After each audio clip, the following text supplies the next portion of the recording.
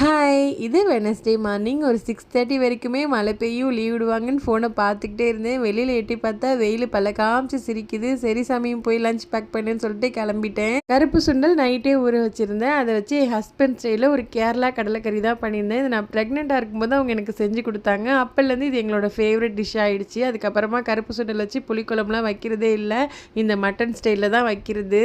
இதுக்கு தொட்டுக்கிறதுக்கு என்னென்ன வேணும்னு ரியாட்ட கேட்டால் சிக்கன் மாதிரியே ஒரு கிழங்கு பண்ணுவேலாமா, அது பண்ணித்தான் சொல்லியாச்சு. சேப்பங்கிழங்க தான் சொல்கிறேன்.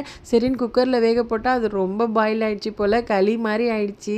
இதுக்கெல்லாம் நம்ம சோர்ந்து போயிடக்கூடாதுன்னு இந்த கிழங்கெல்லாம் வடை மாதிரி தட்டி எனக்குள்ளே போட்டு பொரிச்சு எடுத்துட்டேன். டெக்ஸ்டர் நல்லா இல்லைனாலும் டேஸ்ட் சூப்பராக தான் இருந்தது, கிறிஸ்பியாக. அப்புறம் எந்த நேரத்தில் நேற்று கோல்டு விலை வந்து கம்மியாயிட்டு இருக்கு, இன்னுமே கம்மி ஆகுமா அப்படின்னு சொன்னேன்னு தெரியல. நான் சொன்னதுனாலேயே அது ரொம்ப கூடிருச்சு இன்னைக்கு.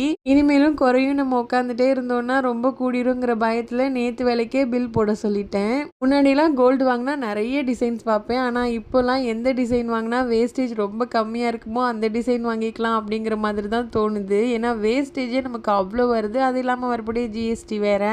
இந்த 3 செயின்லேருந்து ஒரு செயின் தான் நான் வந்து செலக்ட் பண்ணியிருக்கேன். எந்த செயின் நல்லா இருக்குங்கிறத கமெண்ட்டில் சொல்லுங்கள். நான் என்ன செலக்ட் பண்ணேங்கிறத இன்னொரு வீடியோவில் சொல்கிறேன்.